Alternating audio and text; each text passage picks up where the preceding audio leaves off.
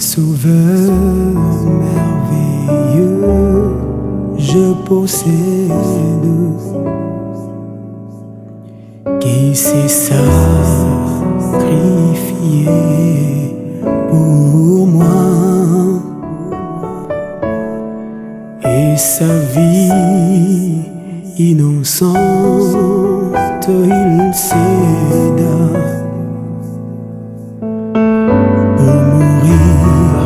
Sur l'infâme bois, attaché à la croix pour moi, attaché à la croix pour moi. Il a pris mon péché, il m'a délivré.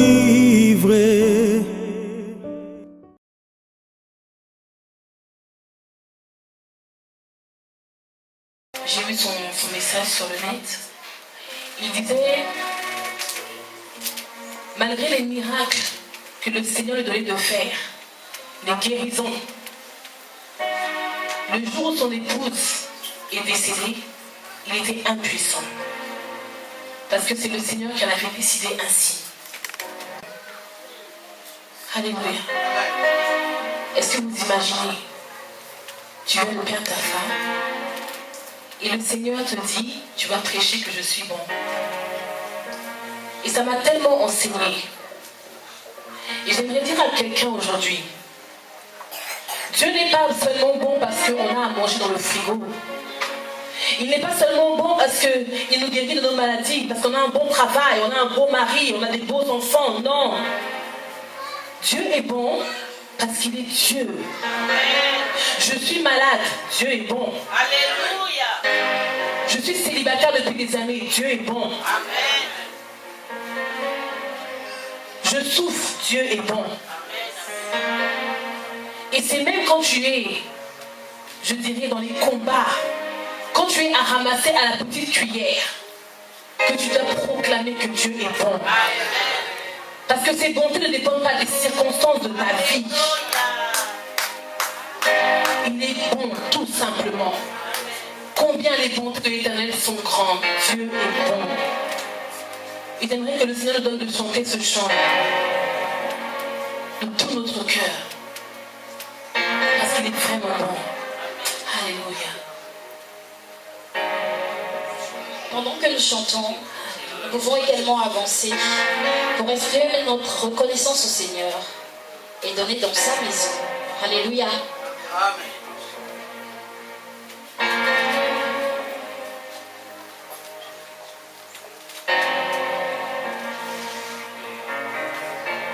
Et mon âme te loue, et mon âme t'adore, et mon âme te loue, car nul n'est comme toi. C'est un chant nouveau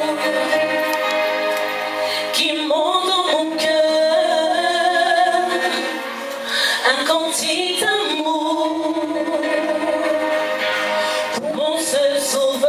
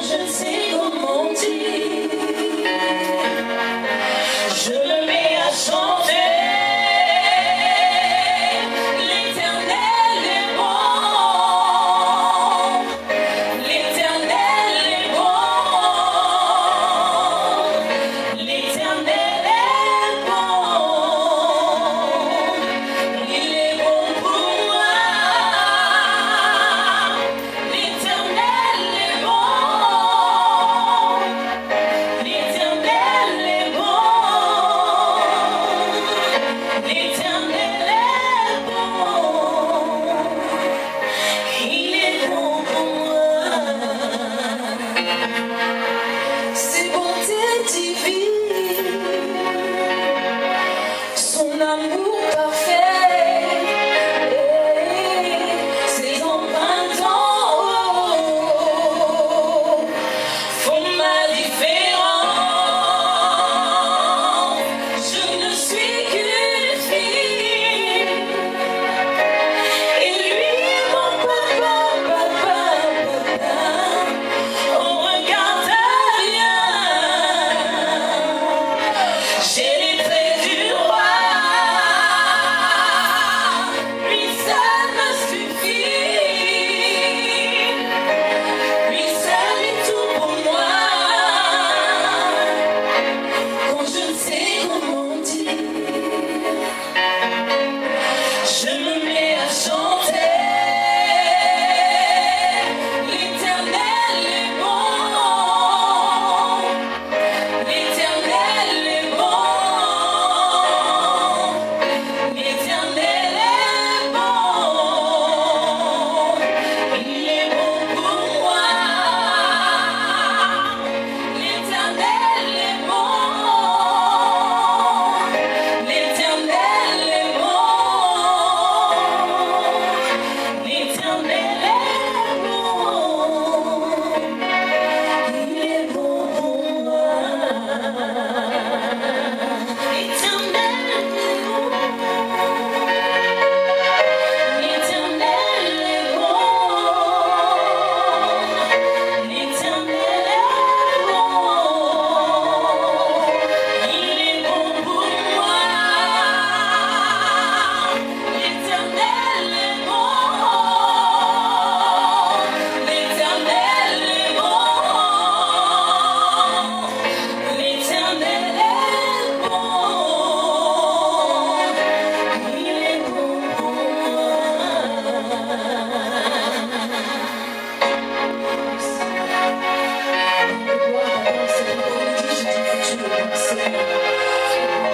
toi, tu m'as rassuré, Seigneur. Toi, tu m'as délivré, Seigneur. Malgré mes manquements, Seigneur. Malgré mes défauts, Seigneur. Toi, tu m'as racheté, Seigneur. Père de gloire, papa, qui est comme toi, Seigneur. Je n'ai pas vu de Dieu aussi merveilleux que toi, Seigneur. Tu es magnifique pour moi, oh Dieu. Seigneur, Père de gloire, papa, tu es tout pour moi, Seigneur. Merci pour ton amour, Seigneur. Merci, Père de gloire, papa, pour tout ce que tu as fait dans ma vie, Seigneur.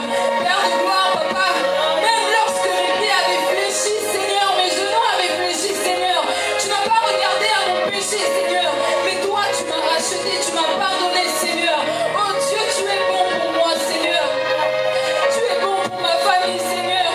Tu es bon, Père de gloire, papa, pour moi, Seigneur. Je réalise, Père de gloire, papa, encore que tu es bon, Jésus. Qui est comme toi, mon Dieu. Qui est comme toi, Jéhovah.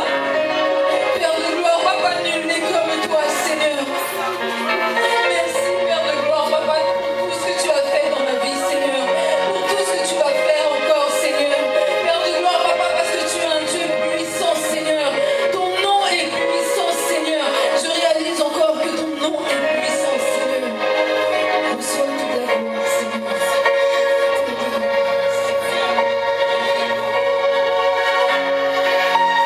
L'Éternel est bon, l'Éternel est bon, il est bon pour moi. L'Éternel est bon, l'Éternel est bon, l'Éternel est bon, il est bon pour moi.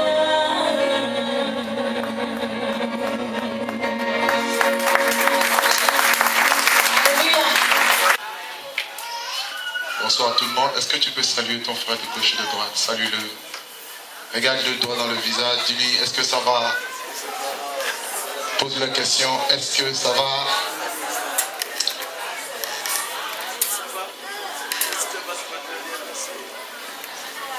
Nous sommes richement bénis dans sa présence. Et je ne sais pas qu'est-ce que l'Esprit de Dieu me veut, mais à chaque fois que je dois passer, celui qui passe avant moi, il rafle tout. Hier c'était le cas. Et aujourd'hui c'est encore le cas. Que Dieu bénisse ses serviteurs. Oh mon Dieu. Je veux vraiment donner gloire à Dieu. Vous savez, rien ne peut être fait sans le décret du Tout-Puissant. Rien ne peut se produire dans ce monde sans son accord, sans son approbation, sans sa main puissante et glorieuse, sans sa divinité. Et je sais que l'Esprit de Dieu va nous aider encore à clôturer ce temps, pour boucler ce temps où nous avons commencé avec le thème de la puissance du nom de Jésus. Suivez très bien. Cette puissance qui a toujours existé, qui a toujours été, parce qu'elle se trouve en Dieu. Merci encore pour nos frères et sœurs, les serviteurs de Dieu qui sont là. Nous vous saluons, et les servants de Dieu, nous vous saluons au nom de Jésus. En tout cas, nous sommes très contents de votre présence, pour votre soutien à ce programme.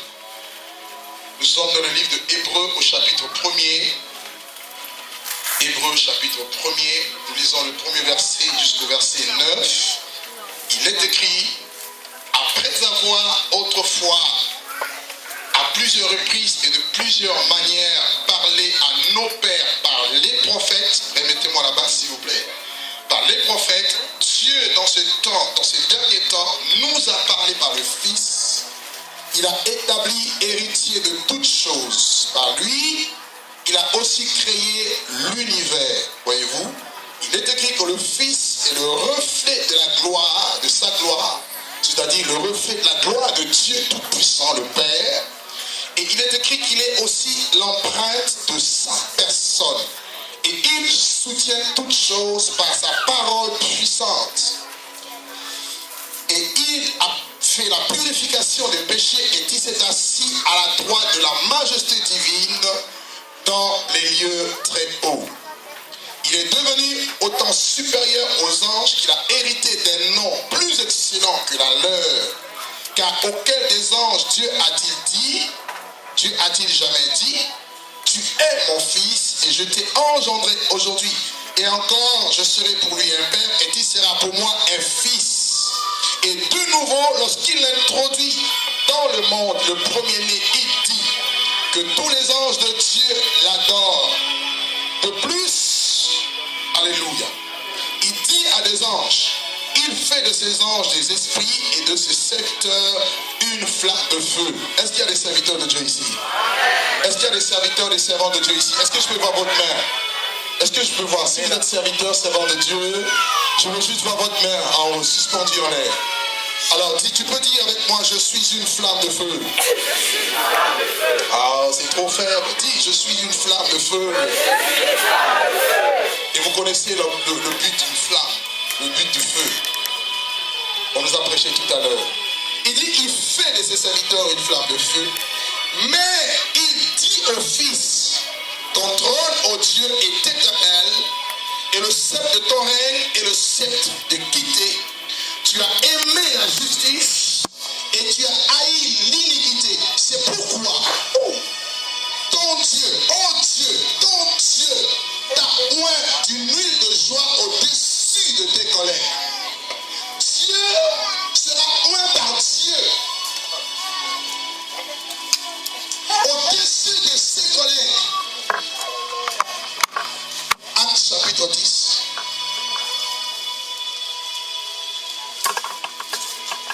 Actes chapitre 10. Pierre se retrouve dans la maison de Corneille, invité par l'Esprit de Dieu à y prêcher l'évangile et à ouvrir la clé du salut, n'est-ce pas, la porte du salut aux païens. Il va dire ceci, au verset 38. Vous savez comment Dieu a oint du Saint-Esprit et de force Jésus de Nazareth, qui allait de lieu en lieu, faisant du bien et guérissant tous ceux qui étaient sous l'empire du diable, car Dieu était avec lui. 1 Timothée au chapitre 1er. 1 Timothée chapitre 1. Nous sommes plutôt au chapitre 3. 1 Timothée chapitre 3. Nous lisons le verset 16.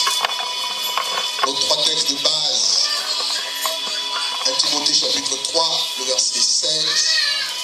Il est écrit, et sans contredit, le mystère de la piété est grand. Dieu a été manifesté en chair, justifié par l'Esprit,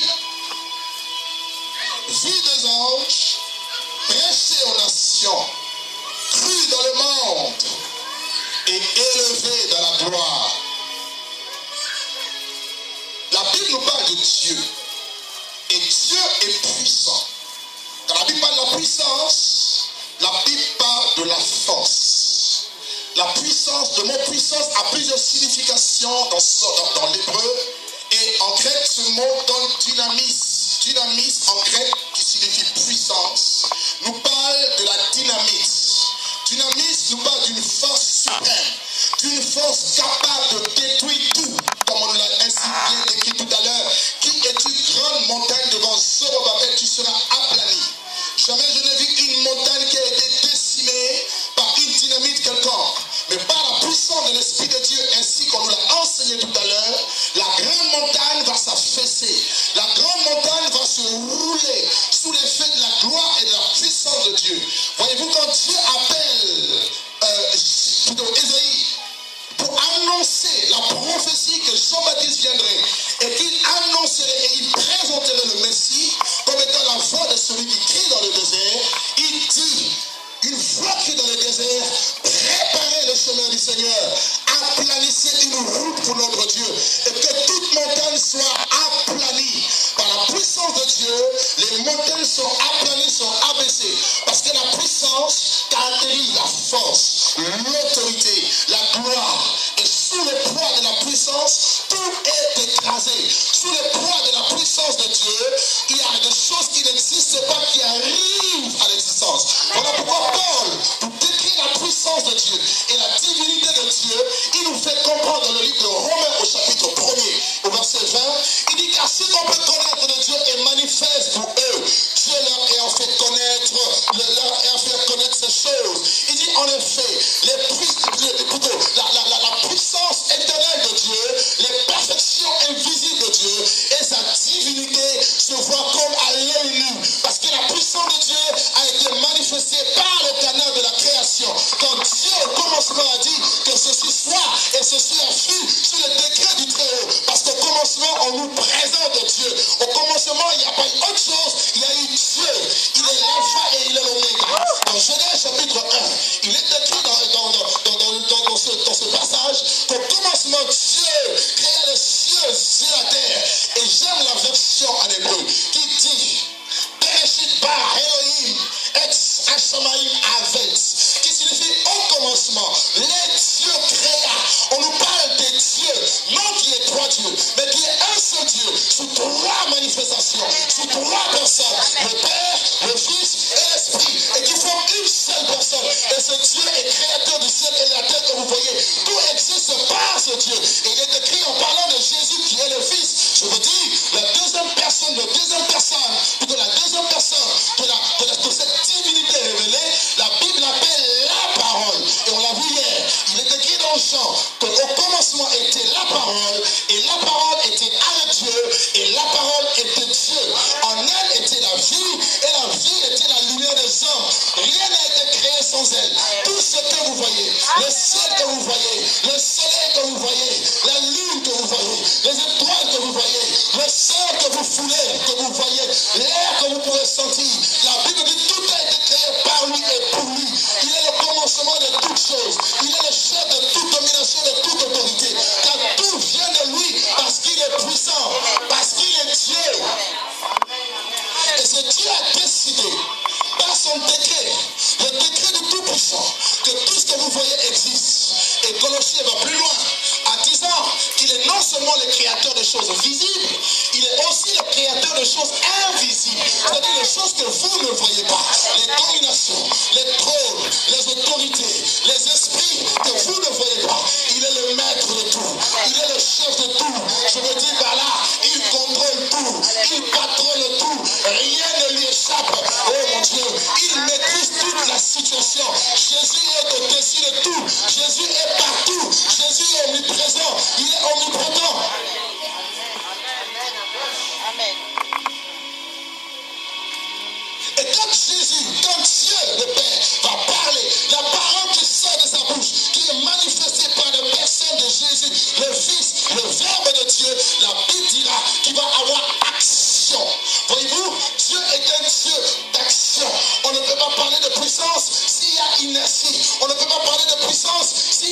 nous sommes dans un état latent.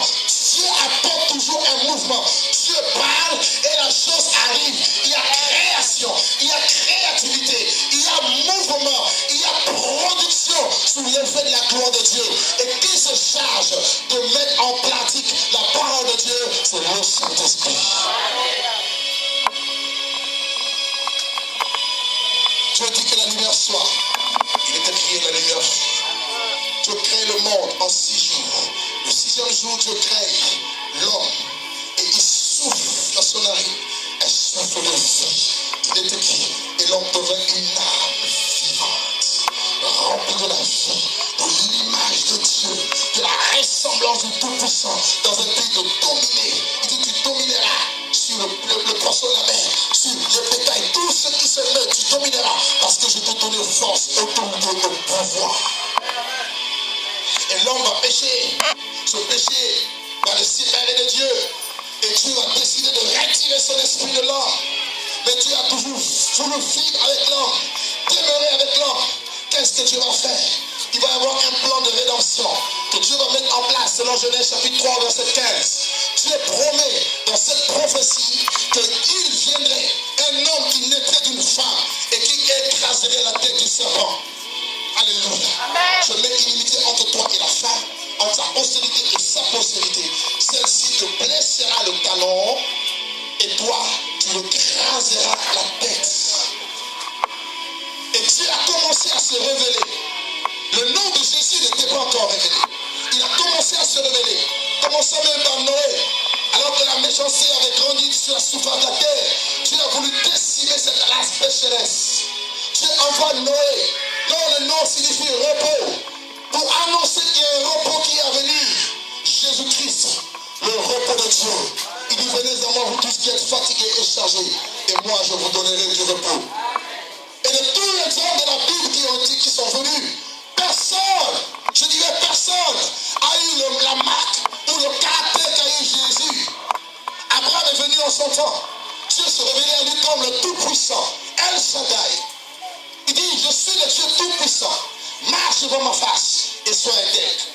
Et plus tard, Abraham va amener son fils sur le mont Moria pour le sacrifier, pour l'offrir en sacrifice, en holocauste à l'Éternel. Et qu'est-ce qui va se passer? Là, Dieu va se révéler comme étant Jéhovah, Yahvé juré, le Dieu qui pourvoit à tous nos besoins. Car il est écrit à la montagne de Dieu, il se pourvoira lui-même. Ne vous inquiétez pas de ce que vous allez manger, de ce que vous allez boire, car à chaque jour suffit sa paix. Amen. On arrive au temps de Jacob. Jacob va voler la bénédiction de son frère. Et pendant qu'il fuyait son frère, il arrive à Bethel. Et vous savez ce qui va se passer? Il va poser sa tête sur la pierre. Et la Bible dira pendant la nuit, il voit l'échelle dont le sommet touchait au ciel et qui était appuyé sur la terre et dont les anges montaient et descendaient. C'était une prophétie, une révélation prophétique parlant du Messie qui devait venir, le chemin, la vérité et la vie, car nul ne vient au Père que par lui. Et quelque temps après, parce qu'il était voleur, on l'a dit tout à l'heure, le nom est significatif. Voyez, le nom est très significatif. Le nom a un sens. Le nom caractérise la personne que tu es. Le nom nous décrit les attributs que tu as. Voyez-vous, dans la Bible, très souvent on donnait les noms par rapport soit à une révélation de Dieu, que les hommes avaient de Dieu à un certain endroit. Voyez, et Dieu, ces hommes plutôt, à qui Dieu s'était révélé, ils baptisaient ce nom de la révélation qu'ils avaient eue de Dieu. Ils donnaient aussi le nom à leurs enfants par rapport à la promesse. Quand on parle d'Ephraïm, on voit la fécondité. Alléluia. Quand on parle de Judas, on voit la louange. Vous comprenez pourquoi il est écrit Judas est un jeune lion. Le cercle ne s'éloignera pas de Judas, ni le bâton souverain, jusqu'à ce que vienne le Silo, c'est-à-dire Jésus, le lion de la tribu de Judas. Il n'y a pas de hasard dans la Bible. Donc le nom est très significatif. Et là, dans Genèse 32, Dieu va décider de changer le nom de Jacob. Il y a un homme qui va venir, l'ange de l'Éternel, il va se battre avec Jacob. Et la Bible dira que Jacob sera vainqueur. Et il va demander à bénir Jacob. Et avant la bénédiction, Jacob demande le nom. comment tu t'appelles? Pose la question à ton voisin. Quel est le nom de ton Dieu? Non, regarde-lui en face. Quel est le nom de ton Dieu? Vous allez me dire, mais nous connaissons tous. Je vais vous dire que vous ne le connaissez pas tous. Parce que pour moi, il peut être Jéhovah Jireh, mais pour toi, il peut être Jéhovah Rapha. Pour quelqu'un d'autre, il peut être la lumière du monde. Pour moi, il peut être le soleil levant. Alléluia. Nous n'avons pas tous la même révélation de ce Dieu. C'est pourquoi chacun, par rapport à sa vie, par rapport à sa circonstance, par rapport à ses problèmes, Dieu te donnera un nom qui viendra soulager ta vie, ton problème. Un nom qui correspond. Un nom qui va amener la révélation sur laquelle tu vas t'appuyer, pour laquelle Satan pourra toujours tomber tous les jours, parce qu'il sait que derrière ce nom, il y a la puissance qui a détruit ses œuvres au poteau de la croix de Golgotha. Moi, j'ai une nouvelle révélation de lui, mais je ne vous le dirai pas aujourd'hui. Rendez-vous le prochain séminaire. Alléluia! Alléluia! Il n'a pas révélé son identité. Il a béni Jacob. Il a changé le nom de Jacob en Israël. Les enfants d'Israël se retrouvent plus tard dans l'esclavage en Égypte. Dieu suscite Moïse. Dieu envoie Moïse. Moïse avait connu tellement de déboires avec son peuple.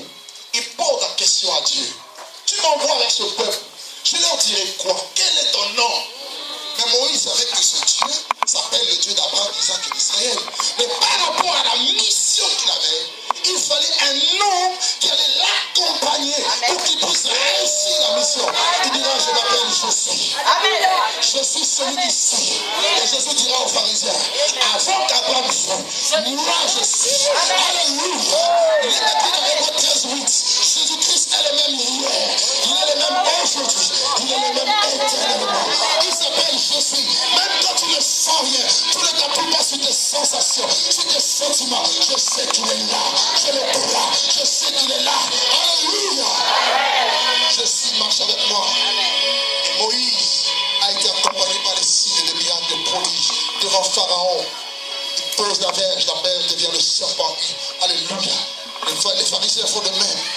Il va y avoir plusieurs petits serpents. Et la Bible dira, le serpent de Moïse va avaler les serpents des hommes, des Égyptiens, pour démontrer la suprématie qu'il y a dans le nom de Jésus.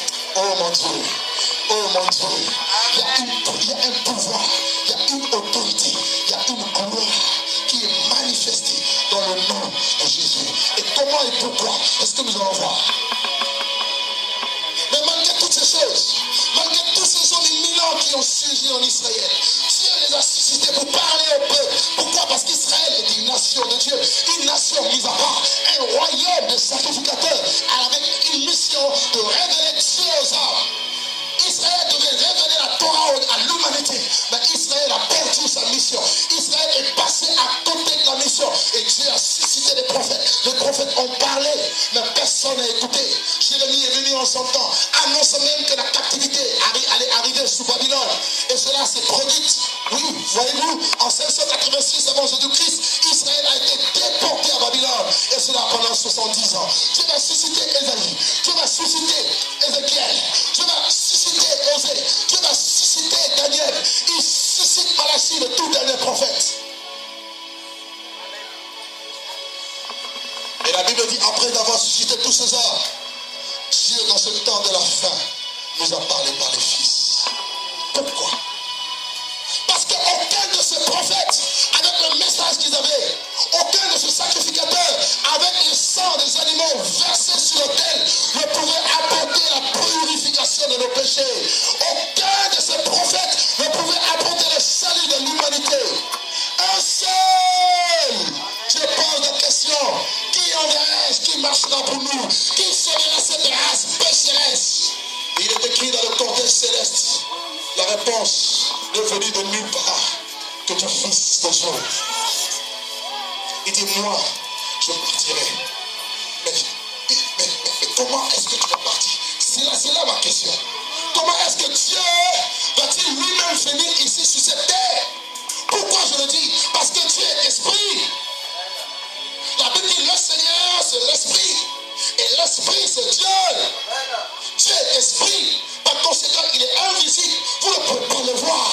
Vous ne pouvez pas le toucher. Vous ne pouvez pas le sentir avec vos cinq sens. Mais comment ce Dieu pourrait-il venir ici sur cette terre alors qu'il est tout puissant, alors qu'il est glorieux, magnifique? Comment pouvait-il marcher sur cette terre des hommes? Parce que sa présence dans la montagne, sur la montagne à Sinaï, les enfants d'Israël ont tremblé. Comment ce Dieu pourrait-il venir et habiter parmi nos hommes? C'est ça un mystère. Mais la Bible dira, Dieu va accepter le Fils de venir. Ayez en vous le sentiment qui était en Jésus. Nous dit Philippiens, qui existant en forme de Dieu. Donc il est écrit que Jésus est Dieu. Pour ceux qui ne le savent pas, et pour ceux qui doutent et qui nient cette divinité, Jésus est Dieu. Il est Dieu, existant en forme de Dieu. Il n'a pas regardé son égalité avec Dieu comme une proie à arracher. La Bible dit qu'il s'est dépouillé lui-même de cette gloire qu'il y avait au ciel, adoré par le ciel, assis sur son trône. Les 24 veilleurs se prosternent devant lui. Les 4 vivants l'adorent. Les séraphins, la Bible dit qu'ils déploient leur ciel, ils disent Saint, Saint, et l'Éternel des armées. Et toute la terre est pleine de sa gloire. Il a quitté cette gloire. Il a pris la forme humaine. Amen, voyez-vous, dévancé par l'ange. L'ange sera dévancé, comme on l'a vu, pour annoncer à Marie que le Fils de Dieu n'était pas elle. Marie n'a pas compris. Elle a posé la question. Moi, que je puisse porter le Dieu tout-puissant dans mon ventre, comment est-ce que cela peut-il se passer? La réponse était simple. L'ange lui dit, le Saint-Esprit viendra sur toi. Et la puissance du Très-Haut te couvrira de son ombre. C'est-à-dire de l'onction de Dieu, de la gloire de Dieu, qui t'a arrosé de sa présence. Et un miracle va se produire dans ton ventre. Et à partir de ce message, quelque chose s'est passé dans le ventre de Marie. Marie a senti quelque chose. Dieu, tout puissant, créateur du ciel et de la terre, créateur de Marie. Et ce Dieu va être placé dans ce ventre. Marie marchait portant Dieu. Marie marchait portant le créateur de l'univers. Pour vous prouver qu'elle avait porté Dieu. Dieu l'envoie chez Élisabeth. Élisabeth enceinte de 6 mois. Lorsque Marie arrive dans la ville, dans la porte d'Élisabeth, elle frappe à la porte. Elle entend, Élisabeth entend la voix de Marie. La Bible nous décrit que Jean-Baptiste, dans le sein de Élisabeth, sera rempli du Saint-Esprit. Mes amis, avez-vous déjà vu un embryon communiquer l'Esprit? Il n'y a que Jésus, il n'y a que Jésus, il n'y a que Jésus. Bébé, même pas bébé. Augmente-moi s'il te plaît mon micro parce que ma voix est cassée, s'il te plaît.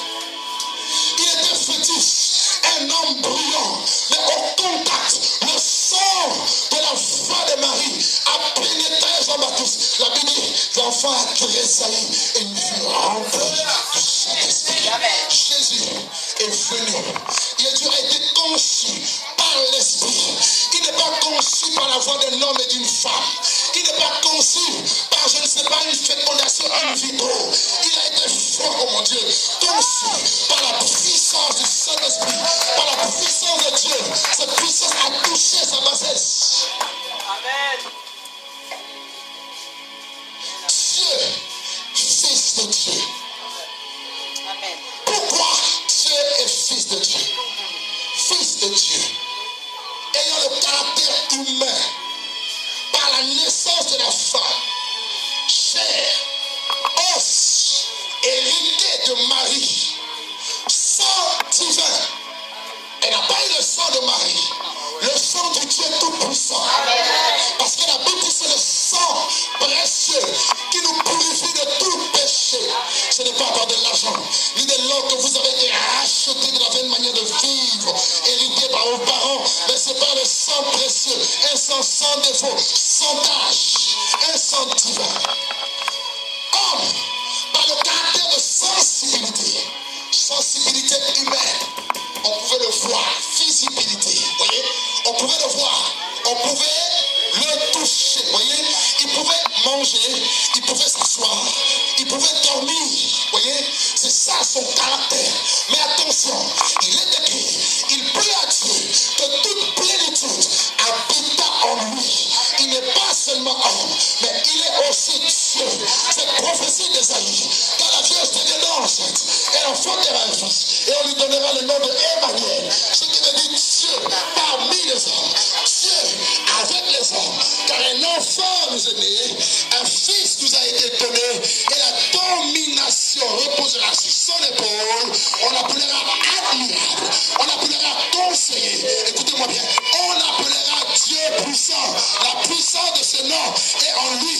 On l'appellera Dieu puissant. En lui habitait corporellement toute la plénitude de la divinité. Marchant, c'était la divinité qui marchait. Dieu a marché sur cette terre, frère. Quelqu'un m'entend? Un homme spécial, le caractère unique, d'une telle sensibilité, d'un tel pouvoir. Mes amis, on la porte au temple. Siméon qui va dire, tu peux laisser aller ton serviteur aller en paix, car mes yeux ont vu ton salut.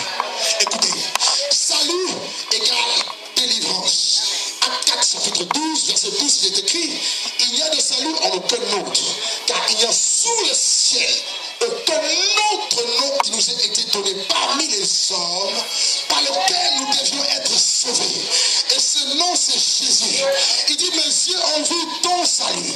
Salut qui n'est pas réservé seulement pour Israël. Salut préparé pour tous les peuples.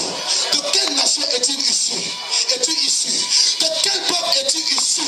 Si tu es du Sénégal, le nom de Jésus est le salut pour toi. Si tu es de la France, le nom de Jésus est pour toi. Alléluia. La solution. Si tu es des Antilles, le nom de Jésus est pour toi la délivrance. Il n'est pas le Dieu des noirs, il n'est pas le Dieu des blancs, il est le Dieu de l'humanité. Gloire d'Israël, lumière pour éclairer les nations. Car le peuple marchait dans le ténèbre, a vu une grande lumière.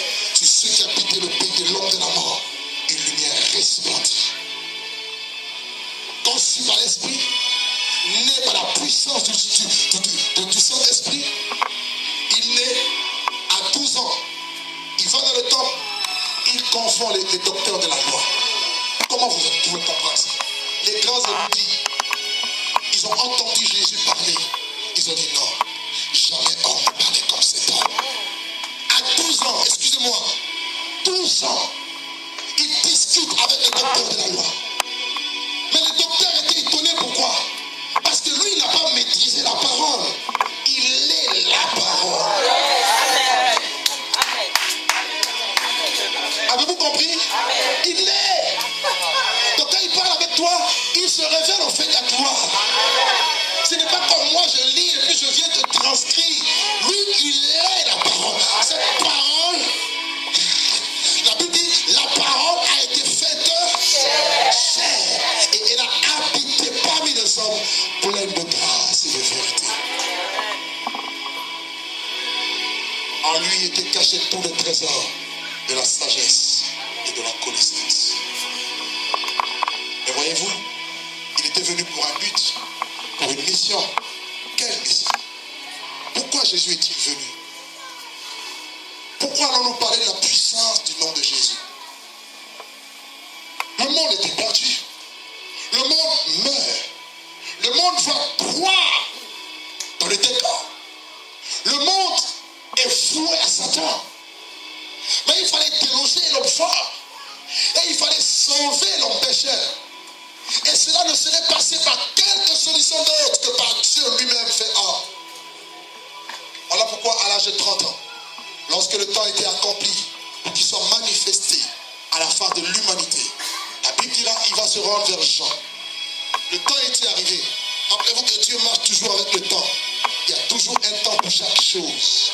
Lorsque le temps fut arrivé, il va vers Jean. Il arrive. Jean le regarde. Jean ne l'avait jamais vu.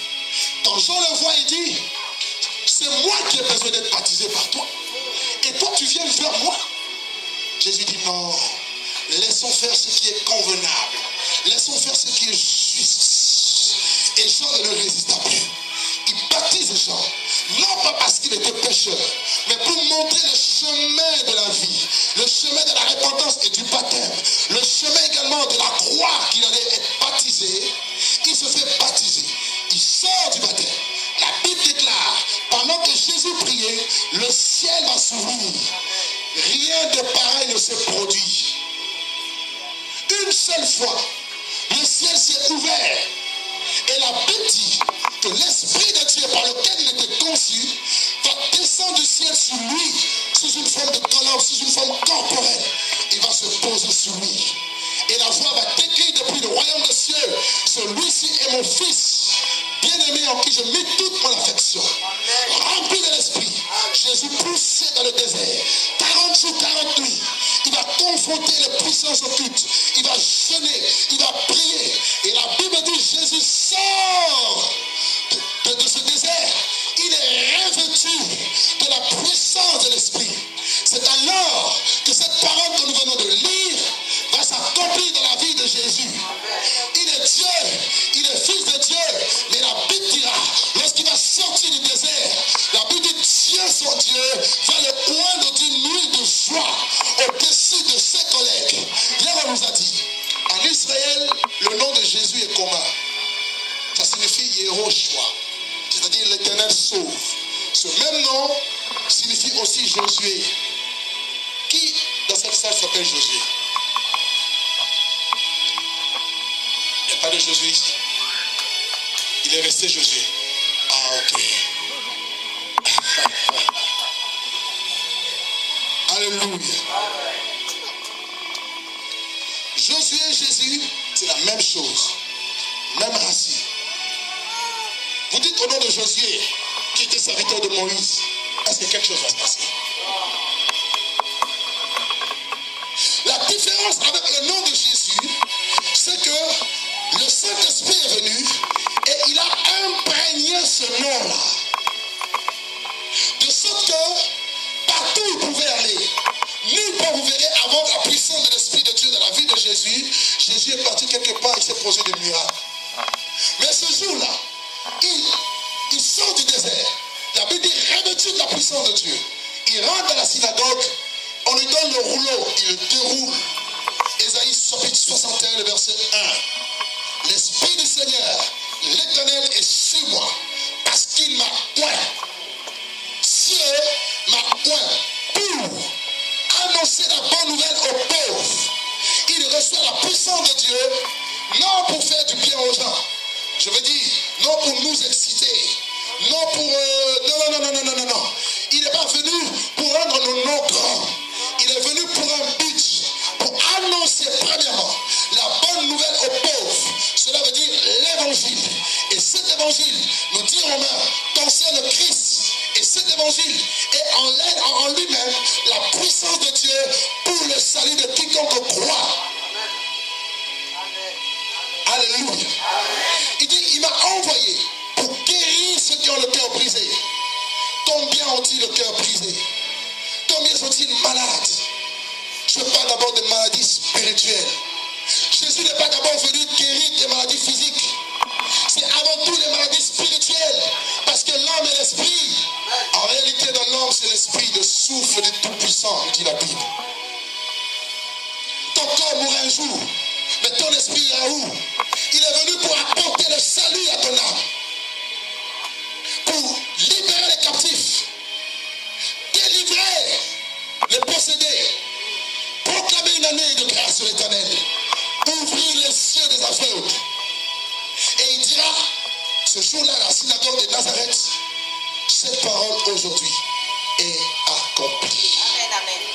Cela signifie que depuis ce jour, jusqu'à aujourd'hui, nous rentrons dans la révélation de la puissance du nom de Jésus.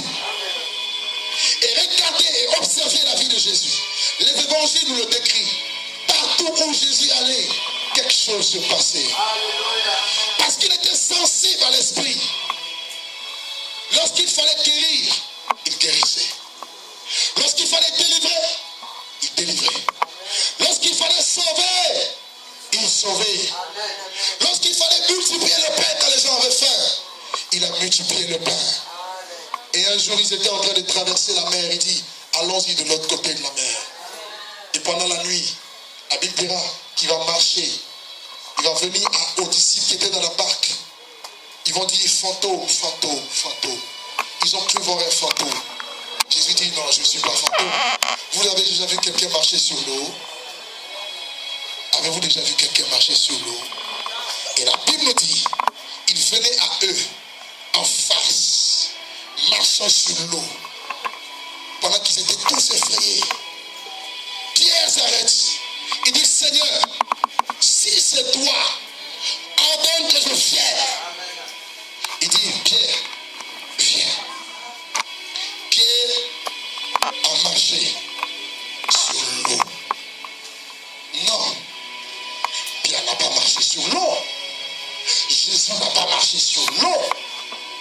S'il avait marché sur l'eau, cela veut dire que c'est l'eau qui le portait. Il est le créateur de l'eau. Ce n'est pas l'eau qui le portait. C'est lui qui porte l'eau. Il marche dans la dimension infinie de sa gloire. Voilà pourquoi, lorsque Pierre a marché sur l'eau, il a marché sur la parole de Dieu, sur la puissance de Dieu. Mais dès l'instant où il a commencé à douter, il a commencé à couler. Mais l'eau était toujours là. Mais la parole de Dieu a soutenu l'eau. Il n'y a rien qui soit impossible à ce Dieu.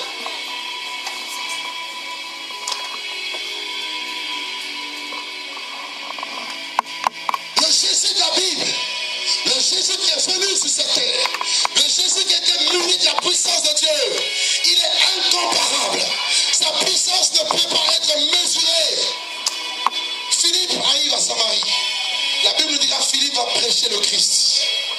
Et pendant qu'il prêchait le Christ, il y avait des manifestations. Des démons sortaient, les malades étaient guéris. Et les gens ont dit, on n'a jamais vu ces choses. Il y avait dans la ville quelqu'un qui s'appelait Simon le magicien. Et il étonnait les gens par les actes de magie. Il y a puissance et puissance. Toute puissance ne vient pas de Dieu. Toute autorité, tout ce que vous voyez, les miracles ne viennent pas forcément de Dieu. Mais la puissance de Dieu, elle est suprême. Parce que la puissance de Philippe, plutôt Simon le magicien, démontrée à Samarie, les gens ont dit, cette puissance s'appelle la grande. Mais il s'appelle une grande puissance. Mais le jour où ils ont vu Philippe démontrant la puissance de l'Esprit de Dieu dans sa vie, la Bible nous dira que même Simon a été touché. Il a été convaincu. Parce que la puissance de Dieu, nul ne peut résister à cette puissance. Elle n'est pas seulement limitée au miracle. Je parle de la puissance qui est capable de toucher le cœur, capable de transformer une vie. Pierre, le jour de la Pentecôte, il a prêché. Il n'y avait pas de guérison, il n'y avait pas de miracle. Mais la puissance qui sortait de sa parole, les cœurs ont été touchés. 3000 âmes se sont données au Seigneur parce que la puissance de Dieu les avait touchés. C'est une puissance qui te sort du ténèbre à la lumière, de la bassesse à l'élévation du royaume de Satan au royaume de lumière.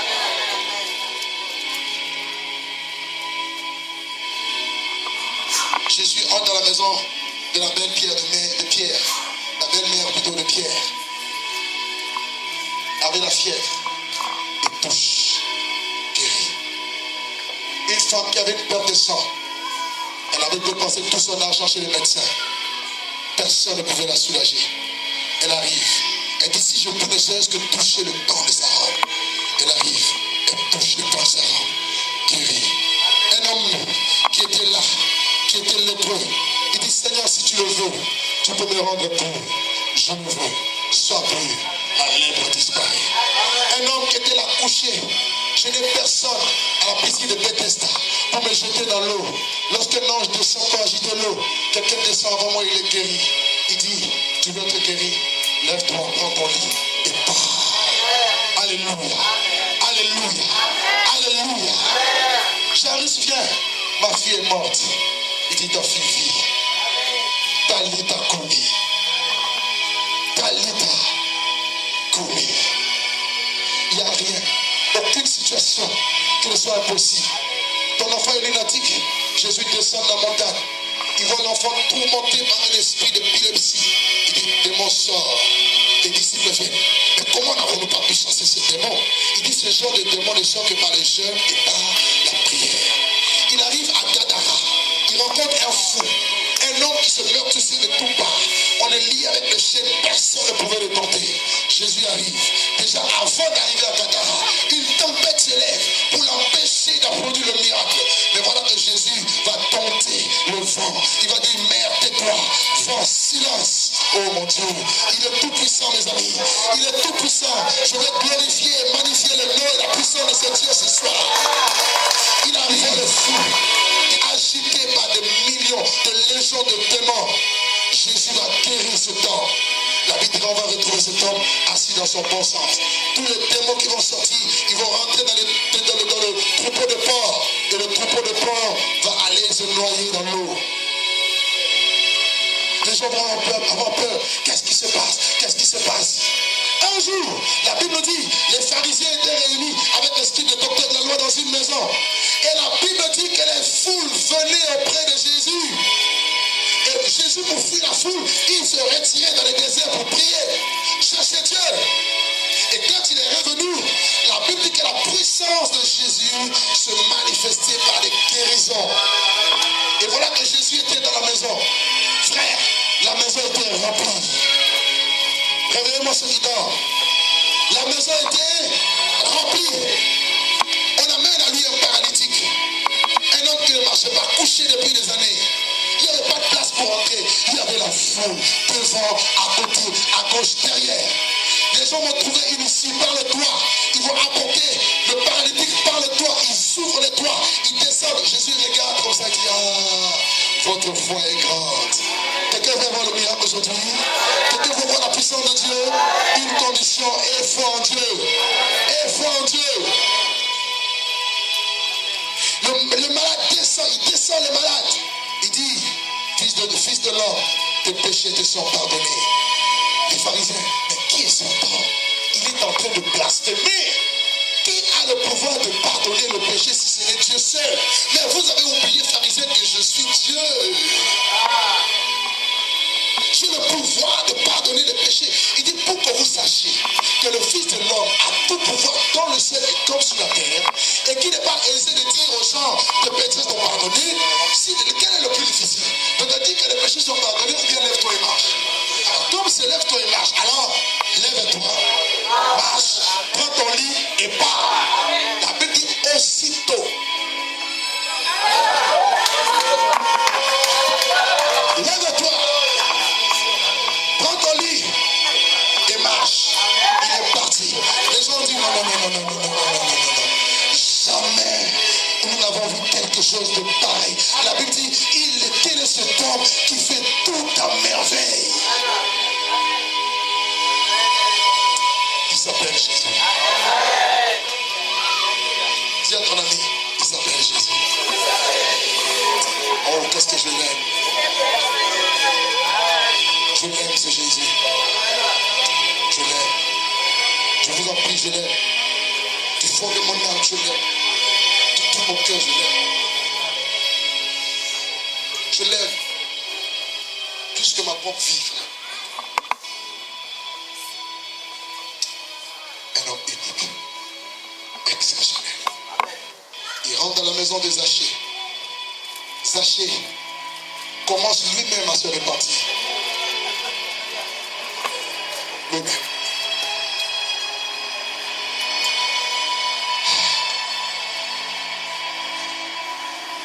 On amène vers lui la femme adultère, tout le monde la lapide. Jésus, qu'est-ce que tu dis? La loi de Moïse dit il faut qu'elle meure. Celui qui n'a pas de péché, jette le premier la pierre contre elle. La Bible dit tous, depuis le plus petit jusqu'au plus grand, accusés par sa conscience, par leur conscience, ils se sont retirés. Ah, ils ont jeté la pierre. Et pendant ce temps, Jésus était assis, il écrivait sur le sol. Il n'y a plus de condamnation pour tous ceux qui sont en Jésus-Christ. Car la loi de l'esprit de vie en Jésus a affranchi de la loi du péché et de la mort. Il finit d'écrire, il se lève. Femme, où sont ceux qui sont venus t'accuser? Moi non plus, je ne t'accuse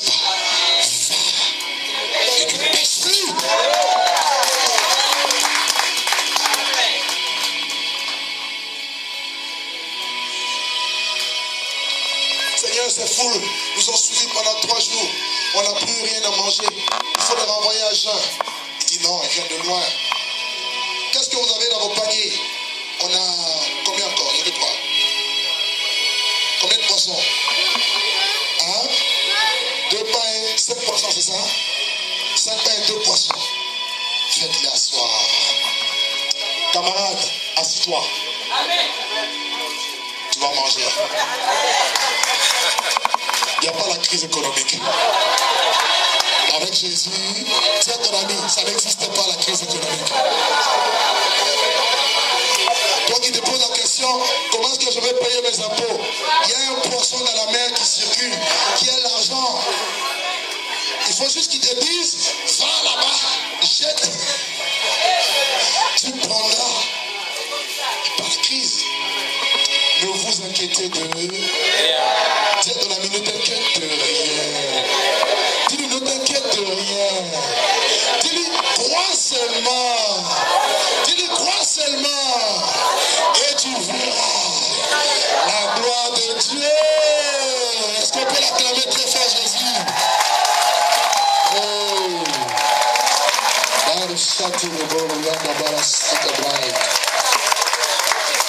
Toute la soirée. Père, je te rends grâce de ce que tu m'as exaucé. Tu m'exauces toujours. Merci de nourrir ces hommes et ces femmes et ces enfants. Quand il a prié, le miracle ne s'est pas produit tout de suite. Hein. C'est quand les disciples ont pris les paniers, il y avait ce qu'ils voyaient. Mais quand il prenait, il donnait, quelque chose s'ajoutait. Il prend, il donne. Ça, c'est le miracle de la multiplication. Élisée avait vécu ça. Il dit, femme, tes créanciers te demandent l'argent, amène des vases. Trouve-toi les quantités de vases que tu veux. Prends la petite huile que tu as, verse. Elle verse, ça ne finit pas. La source intarissable.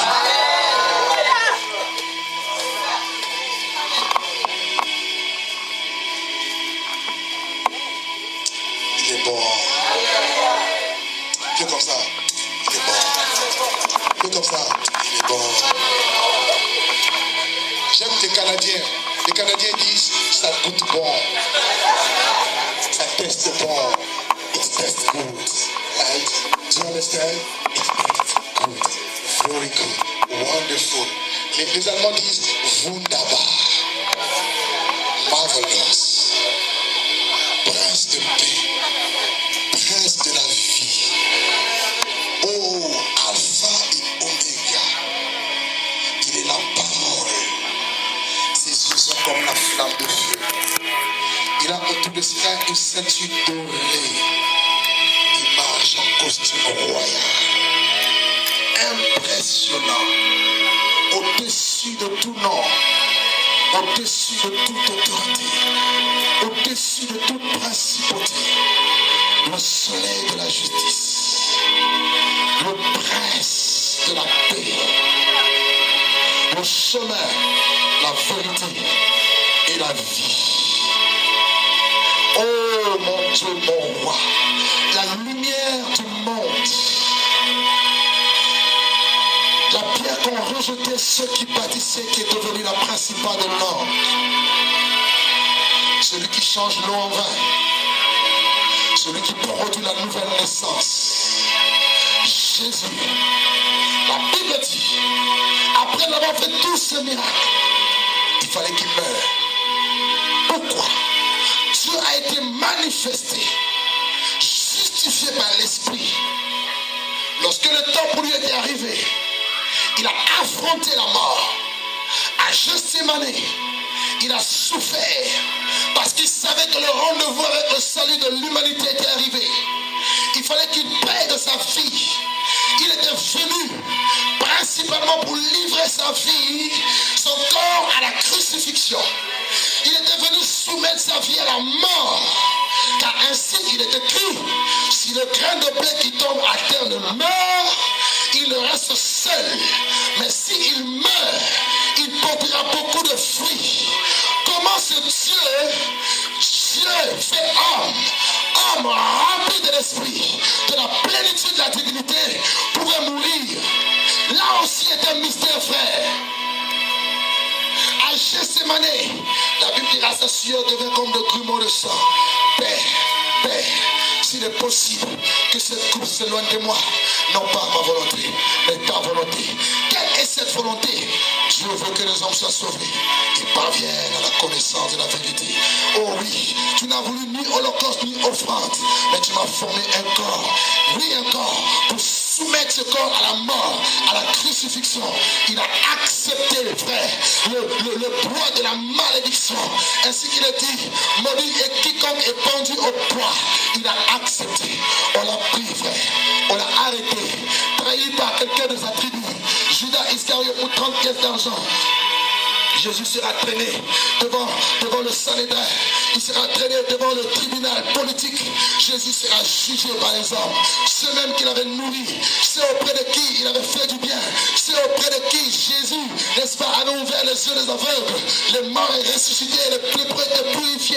Ils vont se tourner contre lui, ils vont se retourner contre lui. Mais il le fallait pour que la parole de Dieu s'accomplisse. Son visage devait être défiguré. Qui a cru à ce qui nous a été annoncé?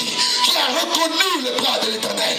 Il s'est élevé devant lui comme une faible plante que l'on méprise, que l'on rejette. La Bible dira qu'il était méprisé, abandonné les hommes. Tous ses disciples vont le lâcher, ils vont tous l'abandonner. Il va avoir un rendez-vous avec la souffrance, un rendez-vous avec le rejet, un rendez-vous avec l'abandon. Mais cela pour un but. Il fallait qu'il souffre dans sa chair, il fallait qu'il paye dans sa chair pour établir, mon frère, ma soeur, notre justification, notre rédemption. On l'a lâché, on l'a frappé, 40 tout moins 1. Il était blessé de partout, son visage était défiguré, il y avait des crachats de tout le visage. On va lui mettre une couronne de pile sur sa tête, on va se moquer de lui en disant roi des Juifs, en lui donnant un roseau.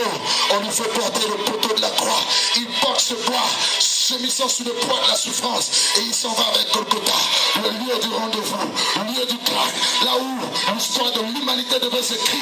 Frère, à Golgotha, la Bible dira Jésus sera crucifié avec les malfaiteurs, suspendu sur ce poteau pendant 6 heures. Mais il ne pouvait pas mourir parce que l'Esprit de Dieu qui est vie en lui ne l'avait pas quitté. Il fallait que Psaume 22 s'accomplisse. Mon Dieu, pourquoi m'as-tu abandonné? Dieu l'a abandonné. Pourquoi? Parce qu'il s'était fait pécheur. La Bible dit, lui qui n'avait pas connu de péché, Dieu l'a fait pécheur afin que nous soyons justice en Dieu. Il a porté tes péchés, il s'est substitué à ta place, il a pris ta place, il a pris tes infinités, il a pris tes maladies et il est monté avec. Et la Bible dit, il était cloué là, ta maladie était clouée là, tes péchés étaient cloués là, ta souffrance éternelle était clouée là, gémissant sous les poids de la souffrance, pleurant, mon Dieu, pourquoi toi aussi tu m'as lâché? Dieu l'a abandonné pendant 6 heures. 3 heures après, la Bible dit qu'il va avoir les ténèbres sur toute la surface de la terre. Le rendez-vous avec le royaume des ténèbres.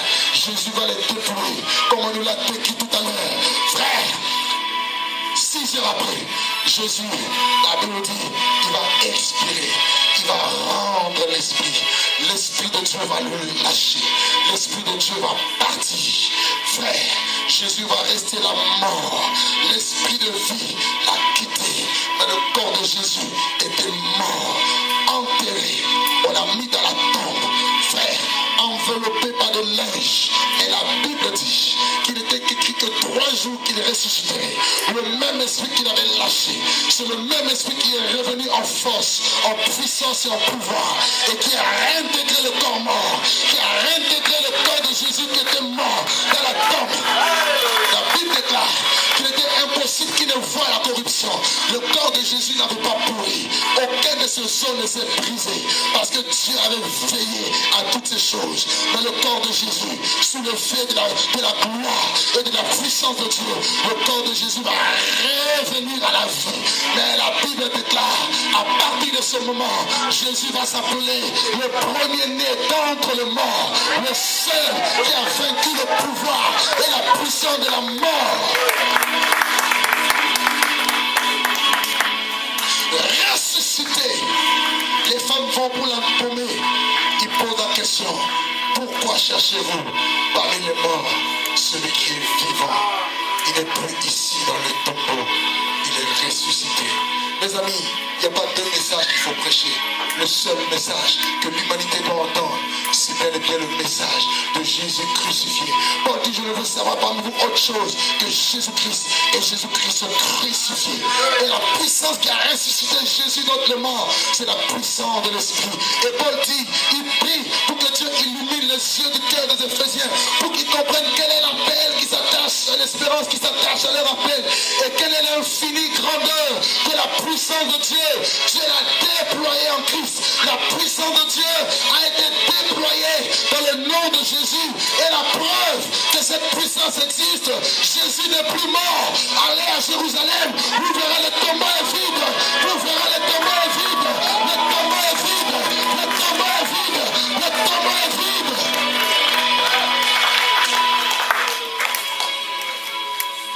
Toutes les tombes ont quelqu'un sur les ossements dans ce temple. Mais il y a une seule tombe qui a été vidée par la puissance de Dieu. C'est la seule preuve que dans Jésus vit.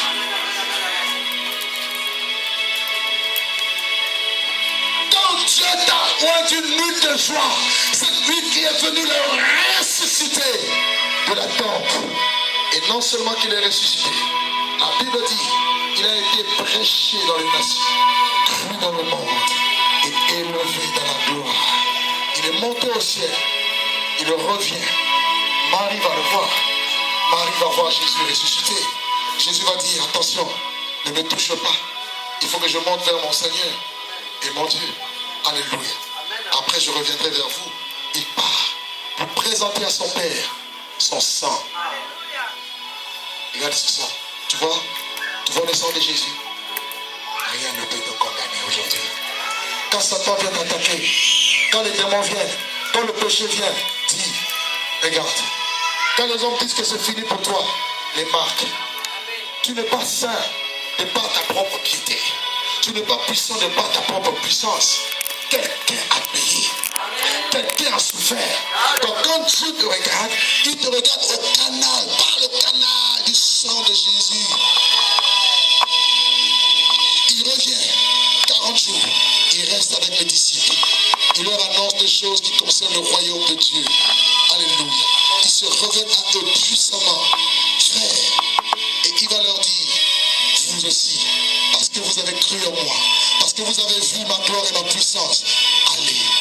Frère, la puissance de l'Esprit nous est donnée à l'église aujourd'hui, non pour que nous puissions nous amuser, non pour que nous puissions nous regarder, non pour que nous puissions remplir les salles et puis s'arrêter là. Non, c'est pour un but, c'est pour une mission, c'est pour que toi aussi, que tu ailles vers les perdus, que tu ailles vers ceux qui ne connaissent pas Dieu. Il est dit, je vous ai donné le pouvoir de marcher sur les serpents, les scorpions et sur toute la puissance de l'ennemi. Rien ne pourra vous nuire. Tu as reçu cette puissance. Tu n'as plus à trembler devant une maladie. Tu n'as plus à trembler devant la mort. Une situation se présente à toi. Dis-toi, si cette situation persiste, c'est que Dieu le veut. Sinon, le nom de Jésus est puissant. Frère, nous ne marchons pas par la vue. Paul qui a fait des guérisons, Paul qui a fait des miracles, lui-même il avait un ange qui le souffletait. Lui-même il avait un démon. Frère, il empêchait de s'enorgueillir. Dieu est un mystère. Ne regardez pas vos problèmes pour vous dire, je veux d'abord être guéri, délivré, avant de servir Dieu. Non, tu as déjà reçu la puissance de l'Esprit de Dieu. C'est pour que tu te lèves et pour que tu défies le royaume de Satan. Il est là pour que l'église se lève. Il est là pour que quelqu'un parte en mission. Il est là pour détruire les œuvres de Satan. Dans ta vie, dans ton entourage, dans ta ville, dans ton pays, dans ta nation, tu as la puissance, mais tu trembles. Tu as cette puissance et tu pleures. L'Esprit est déjà donné depuis le jour de la Pentecôte. Tous les jours, l'Église va vivre l'effusion de l'Esprit. Vous voulez quoi? Dites encore ce qui s'est passé à la Pentecôte. Mais l'Esprit est déjà donné. Il est là. Jésus dit quoi? Si vous méchants que vous êtes, vous savez donner de bonnes choses à vos enfants. À Comme de plus fortes raisons, le Père vous donnera le Saint-Esprit. Qui veut l'Esprit ce soir? Vous ne voulez pas? Moi, j'en ai toujours besoin. Parce que tu te vides, il te remplit, tu te vides, il te remplit, et ainsi de suite. Jusqu'au retour de Jésus.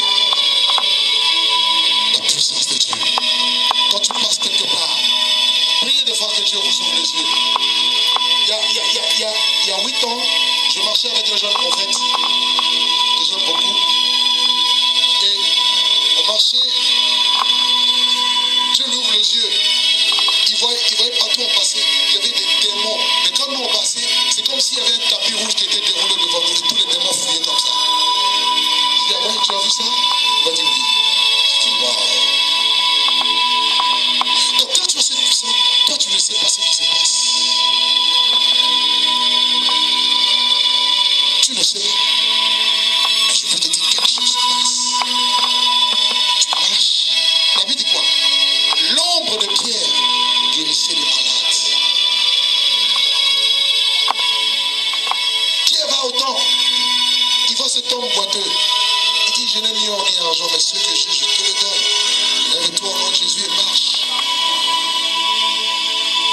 Et quand cet homme a marché, les gens commençaient à trembler et dire, oh, ils sont des dieux. Paul a dit, Pierre a dit non, ce n'est pas par notre propre piété ou par notre propre puissance que cet homme est guéri.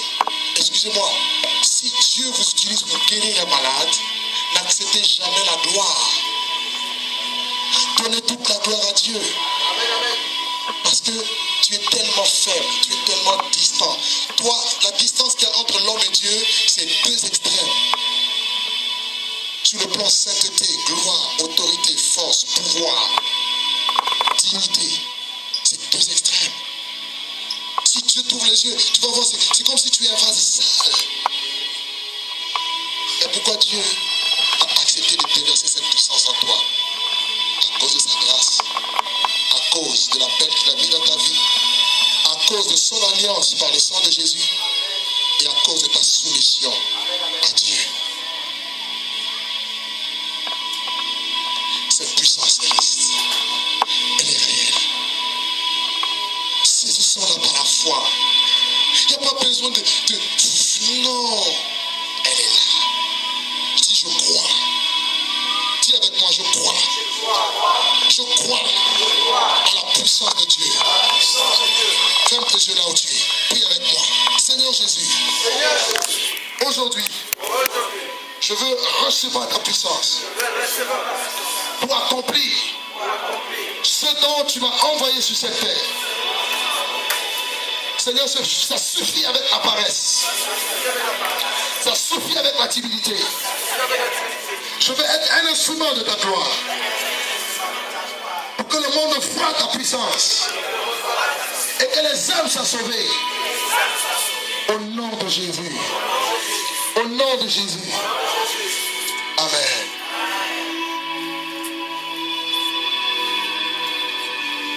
La puissance du nom de Jésus. Elle est réelle. Elle est réelle. Une fois que tu te disposes à Dieu, une fois que Dieu te soumet à un mode de vie qui va correspondre à ton appel et à ton ministère, marche dans l'obéissance et tu verras ce que Dieu va faire. Il y a beaucoup d'âmes à sauver. Il y a beaucoup d'âmes à libérer. Ça suffit, frère. Le réveil spirituel est produit par la puissance de l'Esprit.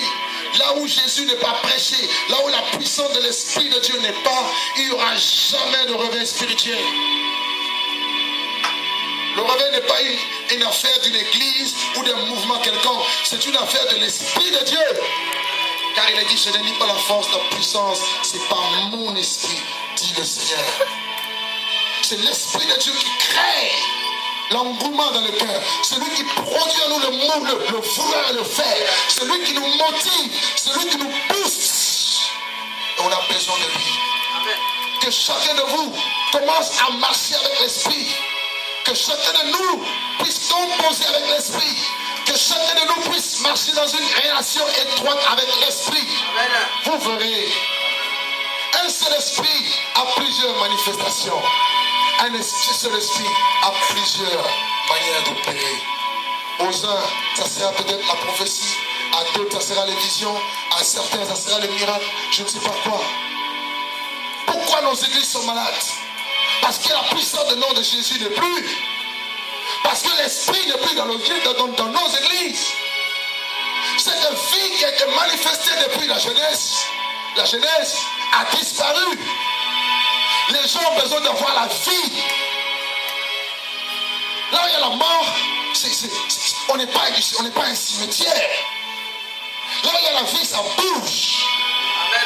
Il y a un mouvement. Rappelez-vous lorsque Dieu prend Ézéchiel, il le transporte et il le met dans la vallée d'ossements desséchés. Il dit qu'il était sans vie. Dieu dit à Ézéchiel, prophétise. Ézéchiel a prophétisé. La Bible dit pendant qu'il prophétisait, la Bible dit qu'il arrive à action, mouvement de Dieu. Parce que la parole de Dieu est toujours créateur. Elle est créatrice. Elle crée, voyez. Elle crée, elle apporte, il faut avoir la foi. Elle appelle à l'existence des choses que vous ne voyez pas aujourd'hui. Comme si elles existaient. Et elle ressuscite les morts. Et Abraham avait foi en cette parole. Ézéchiel prophétise. Et la Bible dit que les ossements vont se raccrocher l'un à l'autre. La chair va croître, la peau va croître. Il n'y avait pas l'esprit.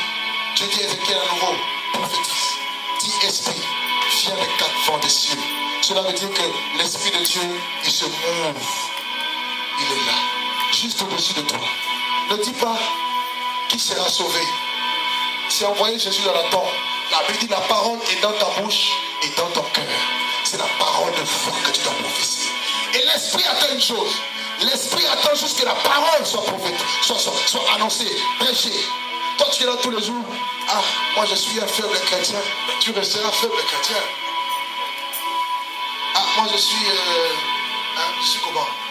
Je suis moi-même. Tu resteras comme ça, un nain spirituel. Toujours le dernier. Ça suffit. Dis-toi, je suis un homme de feu. Même quand tu ne sens pas le feu. Vous n'avez même pas compris. Dis, je suis un homme de feu, une femme de feu. Je ne le sens pas. Je suis une boule de feu. Je suis un traîneau aigu. Garni de pointe. J'écraserai. Je broyerai les montagnes. Satan est sous mes pieds. Je marche sur les démons. Vous parlez, mais vous n'avez même pas la foi dans ce que vous dites. Non, je regarde tout le monde. Hein. Il y en a pas sans conviction. Non, frère. Je veux que ta foi augmente. En sortant d'ici, quel est le problème qui t'embête? Quelle est cette situation difficile devant toi? Moi, quand vous voyez, frère, si je vous donne mon témoignage, il y en a qui vont pleurer ici. En un an, comment Satan m'a criblé dans le but de me nuire, de me détruire. J'étais sur le plan moral au bas de l'échelle. Une telle persécution, je dirais une telle haine. Mais je levais les yeux vers le ciel. J'avais l'impression d'avoir tout perdu. Tout était fini. Tout est cassé. Dieu m'a dit, ta vie, ton appel, ton ministère est basé sur la puissance de la résurrection de Jésus. Vous n'avez peut-être pas comprendre ça aujourd'hui. Je vous donne 3 ans. Écrivez bien ce que je vous dis. Je vous donne 3 ans de vrai.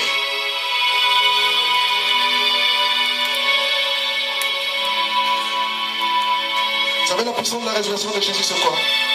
Paul dit, ainsi je connaîtrai Christ, ainsi que la puissance de sa résurrection et la communion de ses souffrances, pour parvenir, si je prie, à la résurrection résurrection d'entre les morts, c'est la puissance ultime.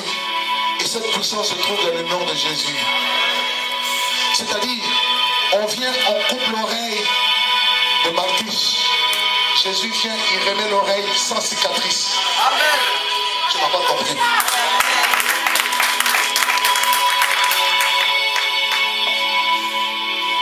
On fait tomber Adam dans un profond sommeil. On enlève une côte pour faire Ève. La côte d'Adam n'a pas de cicatrice. Amen, amen. Ça s'appelle la puissance de la résurrection. Un rétablissement total et complet. Mais sous le feu de la gloire et de la puissance de Dieu. Personne ne pourra s'opposer à cela. Parce que ce témoignage ne viendra pas de ce que ta bouche déclare, mais de la main de Dieu Tout-Puissant qui sera posée sur toi et qui attestera que celui-ci, celle-ci, je l'ai envoyé, je l'ai mandaté, je l'ai cautionné. Car ce n'est pas celui qui se recommande lui-même qui est approuvé, mais c'est celui que Dieu recommande. Nous ne sommes pas de ceux qui se retirent pour se perdre, mais nous sommes de ceux qui ont la foi pour sauver.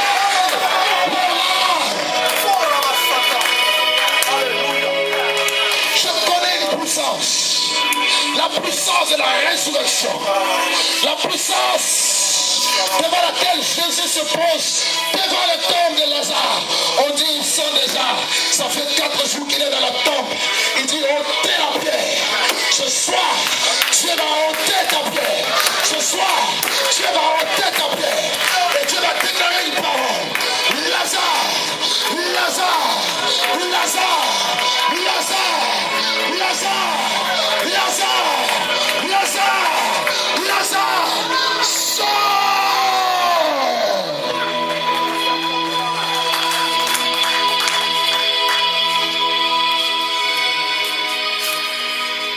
C'est ça la puissance de la résurrection. Vous voyez Jésus? Ce n'est pas le même Jésus quand il est ressuscité. Le corps meurt corruptible. Il ressuscite incorruptible. Jésus ressuscité, il pouvait apparaître et il pouvait disparaître. Jésus ressuscité, il a marché avec les disciples à Emmaüs qui allaient à Emmaüs, mais ils ne l'ont pas reconnu. Mais il faut que le pain soit brisé. Jésus ressuscité, il est impressionnant. Jésus ressuscité, c'est lui qui donne le Saint-Esprit. Il a soufflé sur eux. Et recevez l'Esprit. Vous le voulez? Vous voulez vous mettre devant un mort et vous dites, je crois que si c'est la volonté de Dieu que cet homme meure, rien ne se fera. Mais si telle n'est pas sa volonté, je prie que cette personne se lève. Je vous ai donné mon témoignage ici. Il y a 2 ans, je me suis retrouvé en Martinique. 2 jours avant un grand programme que j'avais. Frère, une dame vient pendant la réunion. Elle tombe, elle écume, elle meurt. On la prend. Il y avait des anciens qui étaient là. Ils ont prié, rien ne s'est passé. L'Esprit de Dieu me dit, va. On a commencé à louer. L'Esprit de Dieu, va, entre dans la pièce. Je rentre dans la pièce. Je sors quelques personnes qui étaient là. On reste à 3. Je prie au nom de Jésus. Et la Bible dit, et c'est comme si un souffle qui était venu. La femme a commencé à tousser. Elle est revenue à la vie. Amen, amen. Frère, elle existe, cette puissance. Elle existe. Elle existe. Je veux. Ma prière ce soir, c'est que tu l'expérimentes au quotidien. Que tu l'expérimentes au quotidien. Telle est ma prière. La Bible déclare, quiconque invoquera le nom du Seigneur sera sauvé. Seigneur, je veux te rendre gloire encore ce soir. Merci.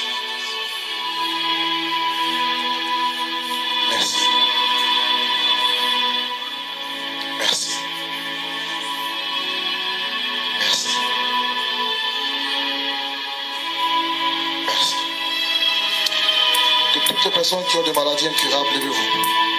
Si vous êtes là dans la salle, vous avez des maladies incurables, vous traînez avec vous une maladie, lève-toi, levez-vous là où vous êtes, tout simplement.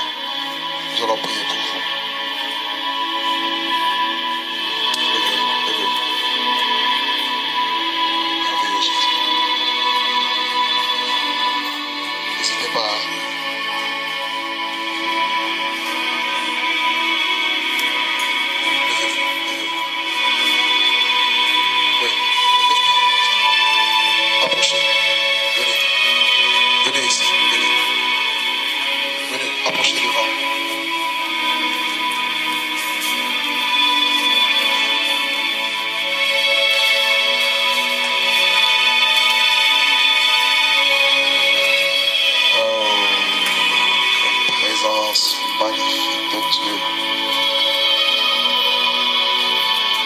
Le ciel est ouvert au-dessus de nous.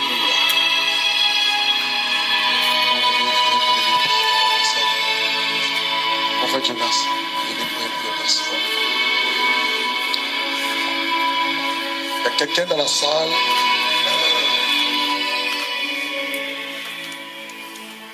qui sent un appel de Dieu fort dans sa vie. Tu sens au fond de toi, priez pour une frère, s'il vous plaît. Tu sens que c'est comme si le temps est arrivé pour toi de rentrer dans le champ missionnaire, dans l'œuvre de Dieu. Tu as demandé à Dieu de pouvoir te former, de pouvoir t'aider, de pouvoir t'équiper. C'est au moins un mois que cela ne te quitte pas. Tu es là dans la salle. Viens me voir. Viens me voir. Approche. Parce que Dieu veut t'utiliser puissamment. Hein?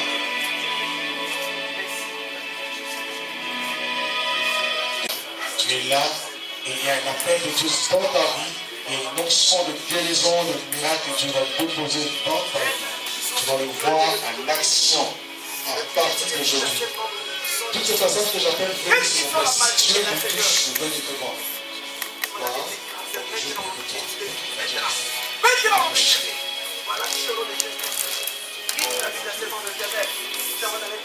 oh my God. Je sens une telle présence de Dieu ce soir. Je vous en prie, attendez-moi encore quelques minutes. Je vais juste prier pour quelques cas rapidement avant de finir.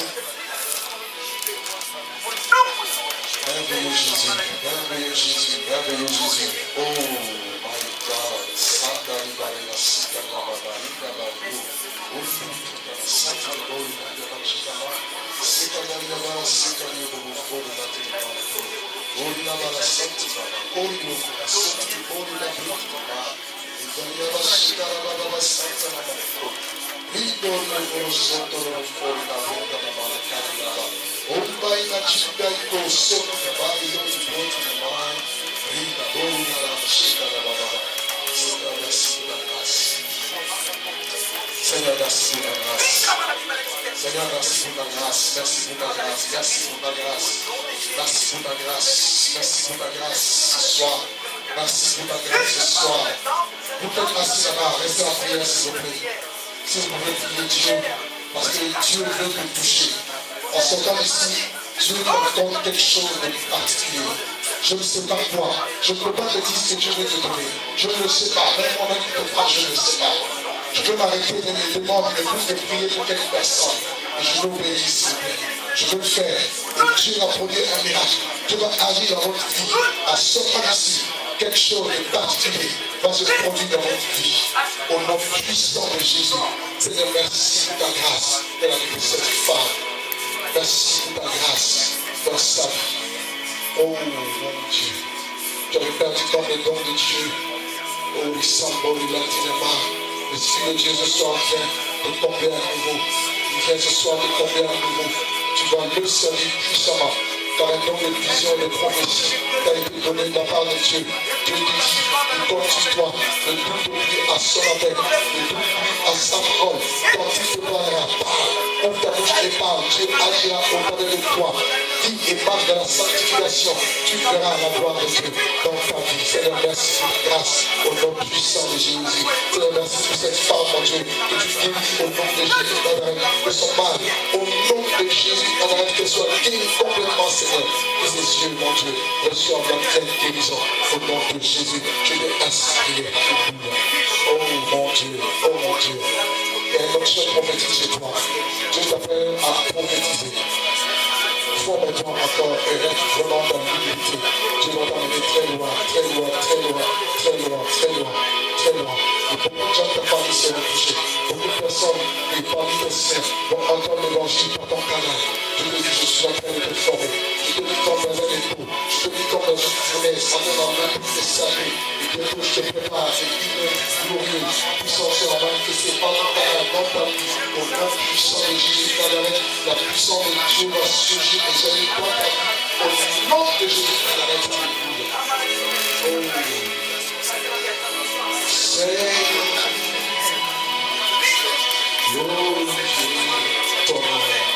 des gens qui veulent prier pour les malades, qui veulent une onction pour prier pour les malades. Si vous voulez l'onction pour prier pour les malades, venez, je prie pour vous. Vous savez, en France, il y a beaucoup de gens qui sont malades. Un des pays où il y a beaucoup de cas de maladies, c'est ici en France. Le cancer et les maladies incurables. Oui, frère, il nous faut marcher dans la puissance de Dieu. Je vous dis la vérité. Il est l'heure que Dieu puisse démontrer sa puissance au travers de l'Église. Maman, Dieu puisse nous utiliser.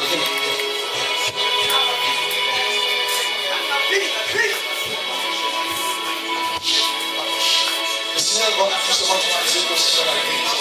Prépare-toi. Prépare-toi. Prépare-toi. Il y a beaucoup de gens qui sont malades. Il t'enverra dans l'église. Il t'enverra tu vas rencontrer des personnes. Il va créer lui-même des circonstances. Avec des personnes qui sont malades. Avec des choses impose de leur nom de Jésus. Et ils vont recevoir le plan de la guérison pour ton canal. Oh Seigneur, merci d'apporter l'onction de la guérison au nom de Jésus. Prenez l'onction de la guérison. Que par vos mains, que Dieu puisse guérir les malades. Que les malades soient guéris par vos mains. Au nom puissant de Jésus. Au nom puissant de Jésus. Au nom puissant de Jésus. Prenez-les. Merci Seigneur. Merci Seigneur. Au nom de Jésus. Merci Seigneur. Au nom de Jésus. Oh Seigneur, merci pour ta grâce. Au nom de Jésus.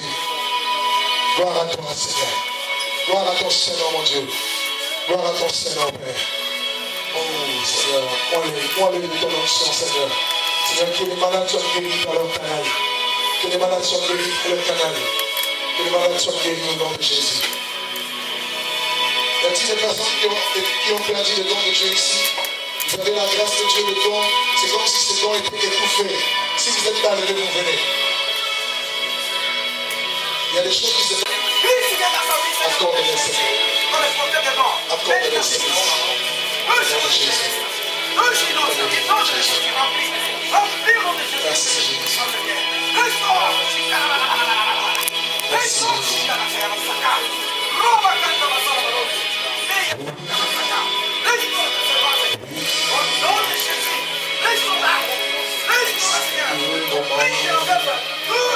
prenez le don de l'Esprit. Tout commence sur moi. À partir d'aujourd'hui, je pense sur le nom de Jésus. Tout le don de l'Esprit s'ouvre au nom de Jésus. Merci Jésus. Tout le don s'ouvre aujourd'hui. Aujourd'hui, au nom de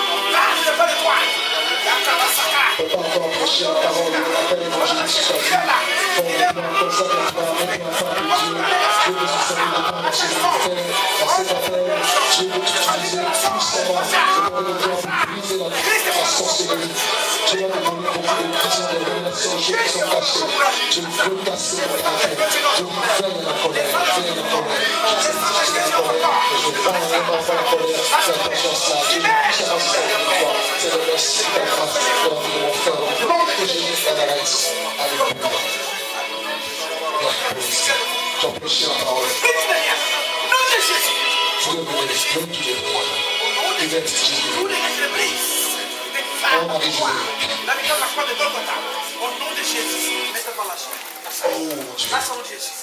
Ça va papa? Tu vas bien? Tu veux la grâce de Dieu dans ta vie? J'accorde le Dieu pour toi encore. Merci pour ce corps béni, puissant au nom de Jésus de Nazareth. Qu'il soit rempli de ta grâce au nom de Jésus. Alléluia. Oh, bon Seigneur. Ton Père arrive, mon frère. Ton Père arrive. Il y a des grandes choses pour nous, papa. Grandes choses. Oh, Seigneur, les grandes choses. Père de Dieu, proclamation de l'énergie. Seigneur, je prie, ta baisse poursuit. Au nom de Jésus de Nazareth. Oh. Seigneur, merci parce qu'elle soit bénie, qu'elle soit remplie de ta grâce, mon Dieu, au nom de Jésus de Nazareth. Seigneur, bénis-le, Seigneur, que ta grâce vienne sur leur vie. Au nom de Jésus de Nazareth, au nom de Jésus. Oh, merci pour ta grâce. Dans le nom de Jésus. Alléluia.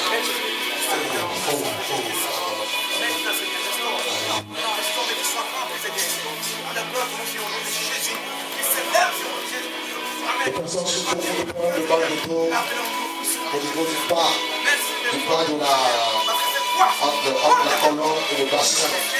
La puissance de Dieu est guérie aujourd'hui.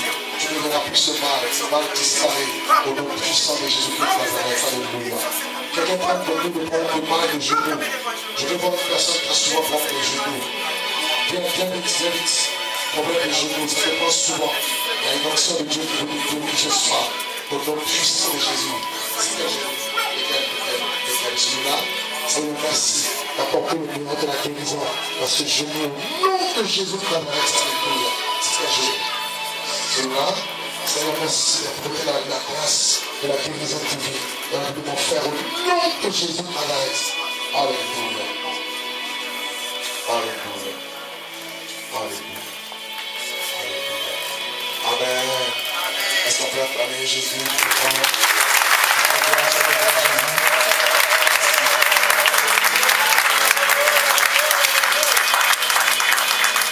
Quelqu'un qui veut encore donner un témoignage à Dieu. On rentre en France, un an après, 1 an, 2 ans.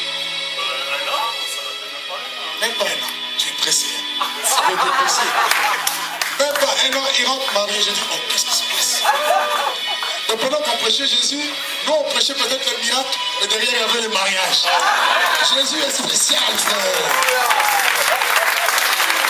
Peut-être que ton cas n'a pas été désigné aujourd'hui, mais Jésus-Christ l'a pris en compte. Il a réglé ça. Alléluia. Alors ne te dis pas non, peut-être qu'on ne m'a pas vu, peut-être non. Je suis, oh, nous sommes limités. Vous voyez? Mais le Dieu tout-puissant. On va quand même un peu les autres. Elle qui vivait en France ici, et bon, à Lomé au Togo, à plus de 6000 km d'ici. Alléluia. Il a fallu que l'évangéliste Douglas, comme il vient de le dire, était venu en délégation pour prêcher une bonne nouvelle. La repentance, la résurrection, la puissance. Alléluia. Et dans cette puissance, j'ai retrouvé mon cœur. J'ai retrouvé ma vie. Et un autre a retrouvé sa joie. Et ça ne s'arrête pas là. Alléluia. C'est un témoin très émouvant. Si franchement je vais tout terminer, on ne va pas quitter ici aujourd'hui. Car je prends la place d'Élisée et je donne la place d'Élie à notre évangéliste qui a laissé son manteau à Lomé. Et moi j'ai pris ce manteau, j'ai demandé cette double onction. Et aujourd'hui ma femme et moi, non seulement qu'on s'est mariés, mais on est devenus des ambassadeurs de Christ. Alléluia. Oh, que Dieu soit loué.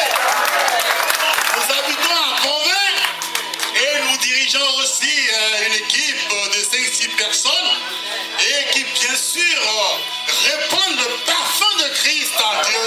Alléluia. Dieu, il nous fait toujours triompher en tout temps et en tout lieu. Et il répand par nous l'odeur et le parfum de Christ. Que le Seigneur soit béni. Alléluia. Quand tout viendra, attends Jésus, écoute sa voix et marche. Je dis, attends Jésus, écoute sa voix et marche. Que le Seigneur vous bénisse. Excusez-moi. Alléluia. À travers ce que mon époux a dit, je vais donner une petite adoration au Seigneur. Reçois de moi le parfum qui t'est dû, la beauté de ton nom en mon âme perdue. Je veux n'être qu'à toi. Jésus, je t'aime. Reçois du mieux que le monde m'a donné, tout l'amour que mes yeux n'ont pas su te donner. Je veux n'être qu'à toi. Jésus, je t'aime.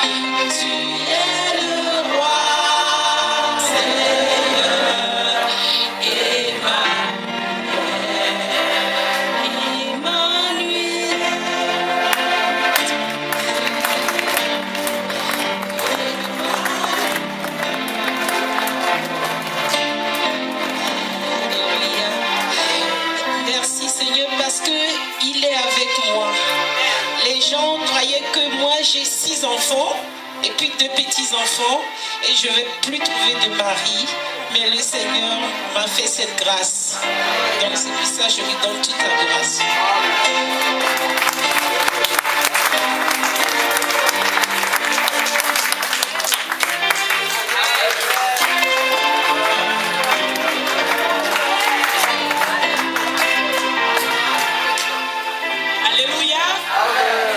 Que Dieu vous bénisse. Si je suis ici, c'est par la grâce de Dieu. Alors, ce témoignage, il s'est accompli depuis longtemps, mais je voulais d'abord le rendre à celui par lequel Dieu est passé pour m'annoncer la prophétie. Donc, hier, je l'ai rendu à l'apôtre Douglas. Mais bon, il a entendu, maintenant je peux rendre ça aux fidèles. Donc il y a ça fait 2 ans. longtemps vraiment. Le premier jour que je suis venu ici dans l'église, c'était à Évry. Le pasteur était il a commencé à prêcher tout ça. Après, presque à la fin, je commençais à me sentir comme si j'avais plus de sang. Comme si mon corps il avait plus pour marcher comme ça. Il y avait comme si quelqu'un m'a commencé à me dire va dire. Moi dire, je vais dire quoi? Aujourd'hui c'est le premier jour qu'il vient dans cette église. Je vais dire quoi? J'ai tenté d'ignorer ça. Je ne vais pas dire. Mais pour sortir dans le ciel là où j'étais, c'était vraiment dur pour me lever. Non, j'ai dit bon, je vais faire ce que mon cœur dit que je vais dire. J'ai expliqué à pasteur tout ce qui s'est passé dans ma vie. J'étais possédé pour l'esprit démoniaque, de la sorcellerie. J'étais dans la sorcellerie. J'ai parlé à pasteur, je l'expliquais tout comme tout ce qui s'est passé dans ma vie.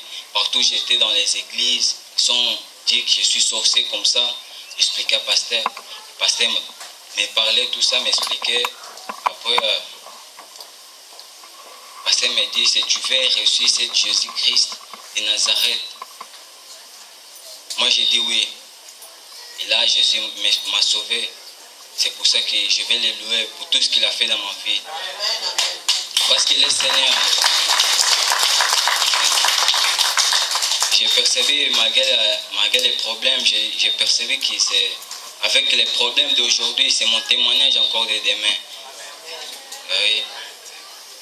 Je veux glorifier mon Dieu pour tout ce qu'il a fait dans ma vie. Il est Seigneur, il est le patron de tous les esprits. Voilà. Merci. Je vais faire une petite chanson. Un jour sur les chemins, j'ai marché. Un jour sur les chemins, j'ai marché. Mais j'entendais une voix qui venait du ciel. Oh, quelle gloire ces jours-là, quand il me sauva. Un jour me votant dans les péchés. Un jour me votant dans les péchés. Mais j'entendis sa voix qui me dit, oh pécheur, répands-toi, sinon tu mourras. Oh, quel crainte dans mon cœur quand je l'ai écouté. Oh, ce n'est pas fini. Il me dit encore qu'un jour, moi aussi, je verrai Jésus, cet homme que j'ai tant aimé. Sans pourtant l'avoir vu, mais bientôt quelle joie ces jours-là, quand tu me sauva. Oh, malgré les conditions de ce monde, malgré les conditions qui nous viennent de ce monde, mais moi je ne compte que sous ta grâce. Moi je verrai Jésus, car celle-ci m'amènera devant Jésus, cet homme que j'ai tant prié, sans pourtant l'avoir vu, mais bientôt quelle joie ces jours-là, quand il me sauva. Oh, malgré les conditions sodomies de ce monde, oh. Malgré les conditions qui nous viennent de ce monde, oh. Moi je ne compte que sous ta grâce. Oh mon Jésus, car celle-ci m'amènera devant Jésus, cet homme que j'ai tant chanté, sans pourtant l'avoir vu, mais bientôt gloire ce jour-là. Quand je l'ai écouté, oh Seigneur Jésus, voici ma prière. Oh Seigneur Jésus, voici enfin ma prière. Oh, laisse-moi toujours demeurer dans ta parole, car celle-ci m'amènera devant Jésus, cet homme que j'ai tant aimé, sans pourtant l'avoir vu, mais bientôt quelle joie ce jour-là, quand je les verrai. Oh Seigneur Jésus, voici ma prière. Oh Seigneur Jésus, voici enfin ma prière. Oh, laisse-moi toujours demeurer dans ta parole, car celle-ci m'amènera devant Jésus, cet homme que j'ai tant chanté, sans pourtant l'avoir vu, mais bientôt quelle joie ce jour-là, quand il me sauva.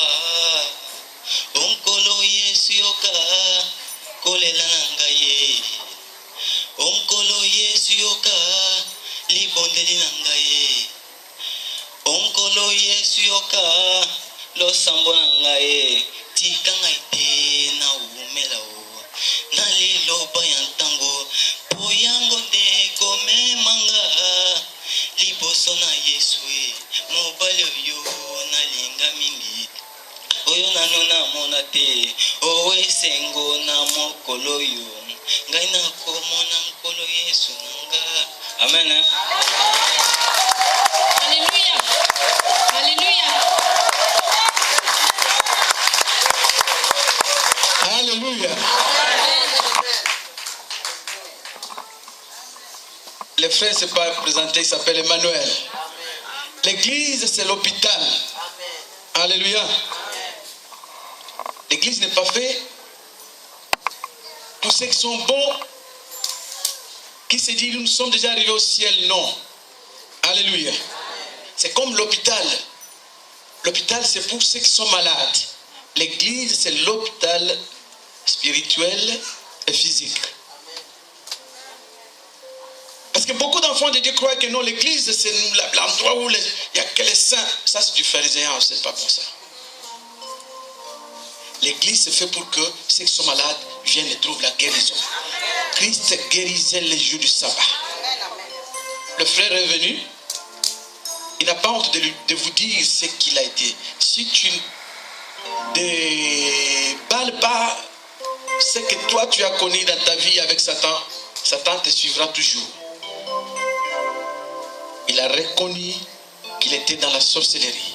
Quand il est venu à l'assemblée, on a prié pour lui. Et voilà, il est sauvé. Si toi aussi tu veux sauver, tu viens devant. Alléluia. Que Saint te bénisse.